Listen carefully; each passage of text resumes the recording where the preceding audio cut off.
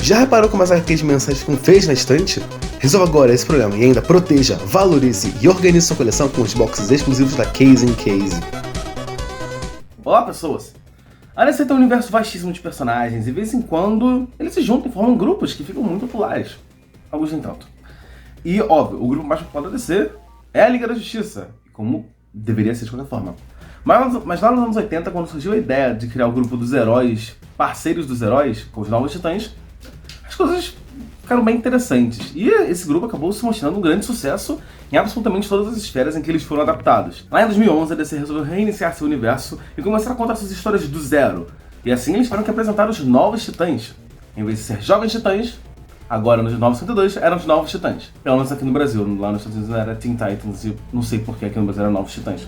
Pois bem, e assim sendo, hoje comentaremos sobre os Novos Titãs dos 902. A primeira coisa que você tem que falar aqui é a seguinte. Assim como o Esquadrão Suicida, que foi o último quadrinho que eu fiz análise aqui no canal, clique aqui em cima para ver a análise, essa é uma revista que durou toda a extensão dos 902. Mas ela teve uma pausa no meio. Então foram 30 números do quadrinho, um mês sem revista e depois os 22 números para a revista acabar. Então essencialmente são duas revistas, porque muda o roteirista, muda a equipe criativa e tal. Hoje teremos a análise da primeira fase dos Novos Titãs. Depois teremos a segunda fase e daqui a algumas semanas já deve estar aqui no ar no canal, então volte para ver. Não só isso, o grupo dos Novos Titãs tá num cantinho do universo DC durante 902 que eu chamo de Jovens Heróis, que envolvia algumas outras revistas. Novos Titãs, Superboy, Legião Perdida e Devastadores.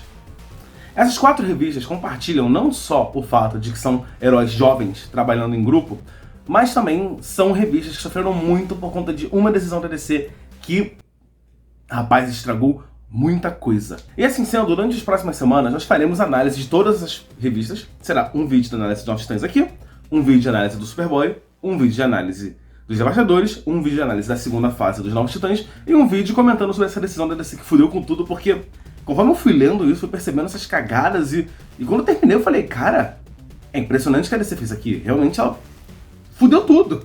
A DC fudeu de vez com esses quatro grupos, com esse canto da DC, com várias revistas, por uma escolha de merda. Pois bem, hoje é a vez de falarmos de Novos Titãs, então vamos dar a devida atenção a eles. Pois bem, qual a sinopse do quadrinho dos Novos Titãs? A história começa acompanhando Tim Drake, o terceiro Robin, investigando alguns sinais estranhos que estão acontecendo pelo mundo. Parece que alguma coisa está indo atrás e capturando, fazendo sumir do mapa jovens meta, ou seja, jovens com poderes. E ele começa a achar isso tudo muito estranho, então ele começa a atuar em impedir que jovens meta sejam levados, né? E ele começa a investigar um pouco mais e vê que parece que é uma coisa muito grande, muito estruturada que está fazendo isso, que está fazendo essas pessoas sumirem. Então ele se junta a um grupo de jovens heróis, que ele vai resgatando com o tempo, e com isso ele começa a ir atrás dessa organização que está fudendo com tudo e para impedir que eles façam mais merda com outros jovens, tomando eles e suas famílias e corrompendo, usando eles para os seus fins sórdidos.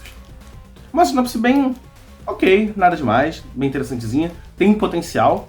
E nos primeiros números é bem isso que acontece. Ele vai e vê que uma garota sendo atacada por um helicóptero, estão indo capturar ela, ele vai lá, ajuda ela a se livrar e leva ela para algum lugar seguro. E aí a gente vê que é a Cassie Sandsmark, a Moça Maravilha. É a mesma coisa com Casamata, a mesma coisa com outros heróis, e assim vai seguindo e formando os Novos Titãs, que leva algum tempinho até pra se juntar como realmente Jovens Titãs. O roteiro do Scott Lobdell e a arte varia. A arte no início da história de uma pessoa, no segundo, e algumas vezes ao longo da história. Bom, vamos falar algo da arte, que é a coisa mais simples de se comentar, porque eu vou levar um tempo falando do roteiro. Durante o primeiro bloco de histórias, a arte é do Brett Booth. Ela é estilosa, só que ela tenta muito ser estilosa, dinâmica, interessante e agitada e legal e jovem e tal. E chega a um ponto em que ela fica bagunçada, não fica tão bom de ler assim, você realmente sente a arte muito poluída, tem muita coisa acontecendo ao mesmo tempo, é muito detalhe, muita firula assim, de energia, de luz, não sei o quê. E aí fica ruim de ler, fica bagunçado. Quando o Brett Booth sai da revista, a coisa fica mais estressante. Mas não fica assim nada grandioso, fica funcional. Ok, a arte não estraga nada, ela só faz o que ela deve fazer e muito bem, ok, legal, parabéns, você não cagou a revista. Agora a parte do roteiro, aí fica um pouco mais complexo de se falar. Porque a revista tem futuro, Trigon, seleção, vilania eterna, introdução, negócio. A revista tem mais ou menos uns 6 blocos de história, né? Primeiro a introdução, né, esse iniciozinho juntando um grupo e tal. Depois tem uma parte chamada seleção, um bloco de histórias da Moça Maravilha, focado nela, um bloco de histórias do Trigon, um bloco de histórias ligado à Vilania Eterna e um bloco de histórias no futuro. Desses 6 blocos de história, a introdução é legal, é bem feita, você conhece bem os personagens, você começa a gostar deles.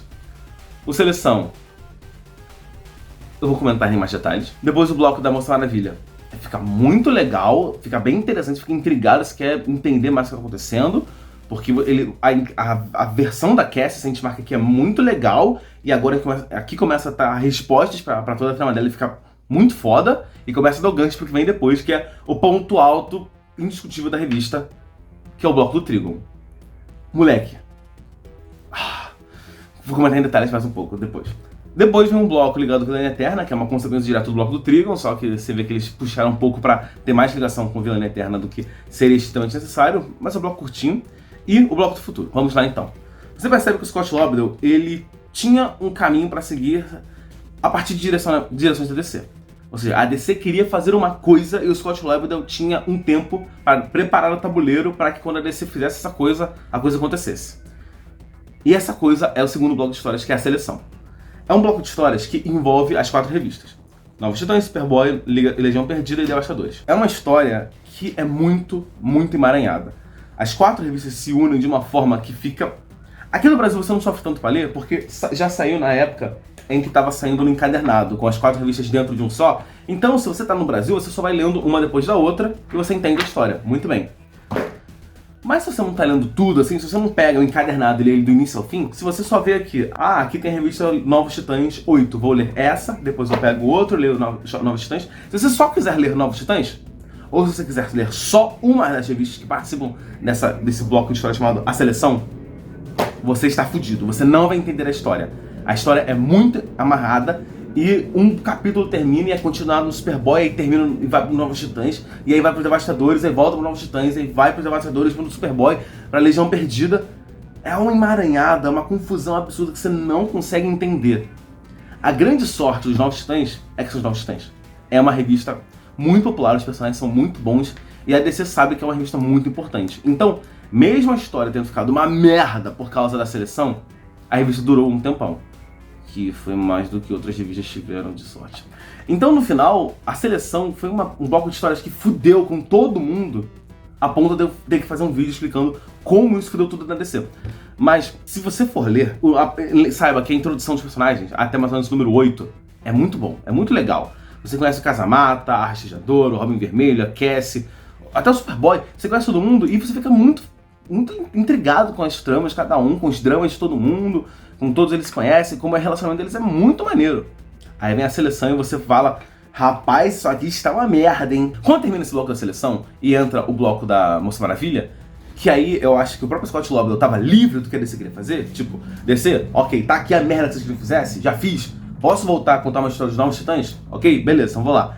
E aí ele faz uma história muito original da Moça Maravilha, sobre a armadura que ela usa, sobre como ela conseguiu a armadura, o que essa armadura quer dizer, onde é que ela tava, que é bem legal e planta pistas muito boas pro bloco seguinte, que é o que eu realmente acho que é o que o Scott Lobdell queria fazer, que é o bloco do Trigon. Cara, puta que pariu.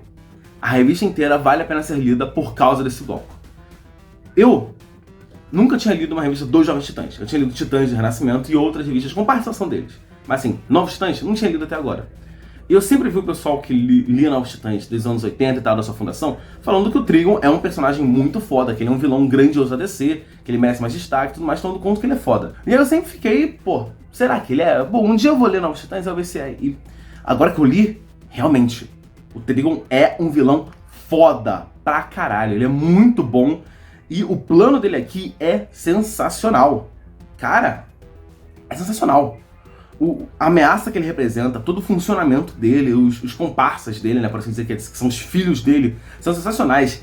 E a introdução da Ravenna nesse bloco é um pouco emaranhado com a outra revista, sim, mas não tanto quanto a Seleção, então tá tudo certo, funciona bem. Eu sei, muita gente comenta que a Ravenna dessa fase tem um visual bizarríssimo. De fato tem, mas quando você lê, você entende porque ela é assim, tá ligado? Porque o visual dela é esse e não esse. O que eu tô querendo dizer é que esse bloco ele é perfeito pra você ver. Fudeu.